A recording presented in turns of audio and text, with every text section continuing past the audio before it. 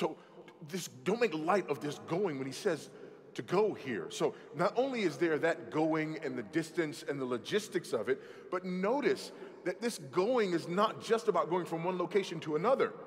This going is also a leaving. Go from your country and your kindred and your father's house.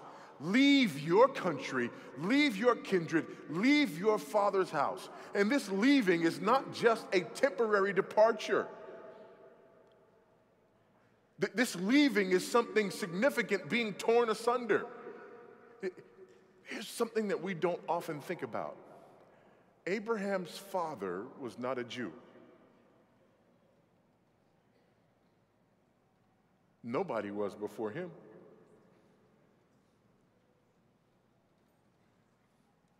His Jewishness was not ethnic or genetic or racial, but it was a declaration of God.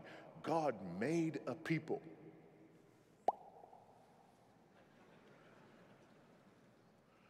So when he says, leave your country,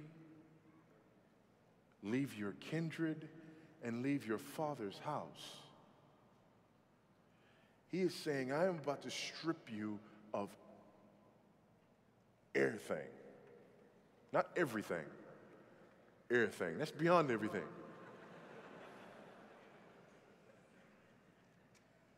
I'm going to take away your ethnic identity. I'm going to take away your nationality. You're not just going to go from one location to another location. You're not just going to go from one country to another country. I'm going to change who you are. I'm going to create a people, and you're going to be the first one of those people that I create, which means that you are essentially going to be ripped asunder from the people to whom you've belonged for your entire life.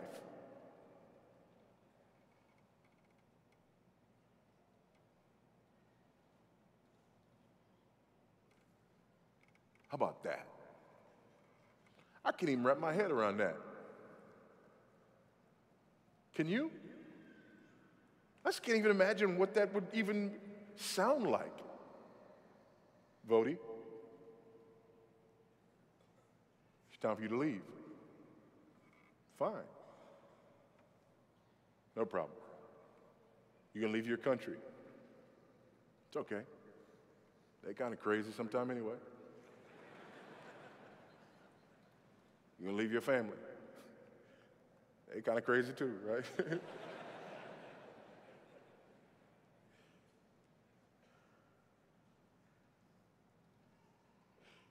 You're not going to be a black person anymore. How is that even possible?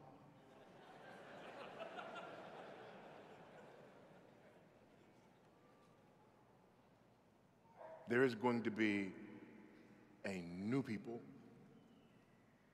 a new ethnicity, a new identity, and everything else that you've been a part of up until now.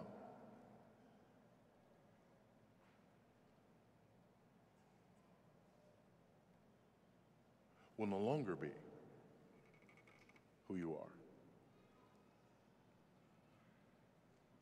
Now, first let's talk about the significance of this and the reason for this. Why does this make sense? This is not arbitrary. It's interesting. One of the things, Conrad and I were in a village one day. I'm serving in Lusaka, Zambia. It's the capital city. We've got all kind of stuff there. There's a KFC there, Domino's Pizza. We're not quite all the way there yet because there's no McDonald's. I don't even really particularly crave that food, but I just like knowing that they're there. There's no Starbucks. We got a ways to go, but we're in the city, the big city, millions of people. He took me to what we call the village, and we go to the village, and we get to the village, and we have to go find out where the head man is, the chief, and you go in and kind of check in, and you know, and Conrad's talking. I'm not saying anything. I'd rather not say anything because I don't understand what's being said. In Lusaka, we speak English. Here, we're not speaking English anymore. Then we go, and there's this lady that he's talking to, and he says something to the lady and asks the lady, you know, something about me, and they're pointing at me, and the lady looks at me, and she greets me. And I kind of know how to, at this point, this is several years ago, I barely knew how to greet someone in Nyanja, so I greeted her as best I could. And she just busted up laughing. And then she said something to Conrad, and then Conrad just busted up laughing. I'm looking at him like, you gonna let me in on this?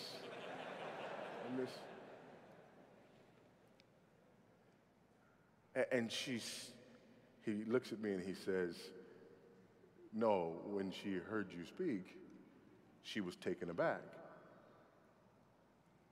Because, in her words, he looks like us, but he's a white man.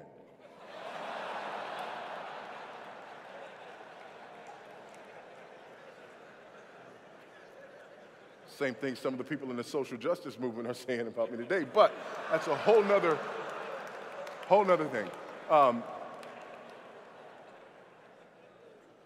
But what that means is you're not a Zambian, you're not one of us. Now, several years later, fast forward, and we're living in Zambia and serving in Zambia and working in Zambia. And one of the difficult aspects of preaching the gospel as an American in that environment is that sometimes people will hear something that may sound a bit radical that comes straight out of the text, and it's very easy to say, well, that's just American. Of course you think like that. You're American. It's kind of like, you know, if you're a marathon runner and you work hard and find your way to the top of the marathon world, and you know, and you're doing incredibly well, and then people find out that you're an Ethiopian. They go, of course you can run marathons because you're an Ethiopian.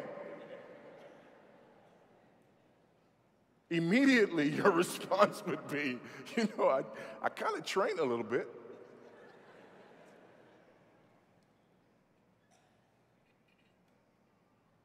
How much do people do that anyway? You present the gospel, and in many circles, people will say, yeah, that's just Western, that's just American.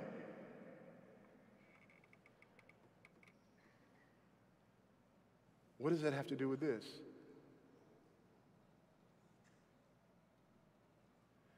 God creates a covenant people that no nation can take credit for, that no culture can take credit for, that no people group can take credit for.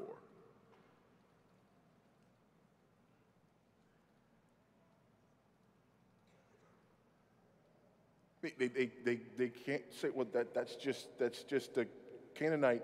No, actually it's not. We're not Canaanites. Well, that's just the Chaldean. No, because we're not. Well, that's just maybe it's some kind of Egyptian thing. Well, no, it's not, because we're not that. Well, what are you? We're Hebrews. Well, who are they? They're us.